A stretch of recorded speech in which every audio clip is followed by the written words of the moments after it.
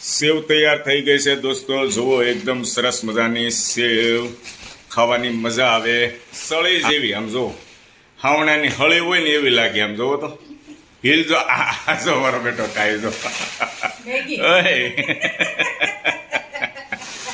જબરો મોટો કલાકાર છે હોય એમ.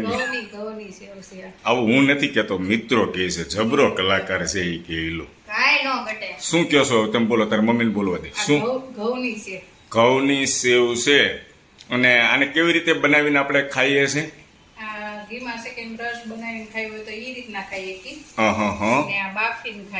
બાફીને ખાય. જો કેટલી બધી સેવ છે આની અંદર. હજી સેવ એકદમ મસ્ત સુકાઈ ગઈ છે તડકે દોસ્તો. અને આ રીતની સેવ તમે બનાવી છે કે નથી બનાવી કોમેન્ટ કરીને જણાવજો. કેટલા કિલોની કરી આપણે? 4 કિલોની કરી છે, પણ ઘણી બધી થઈ.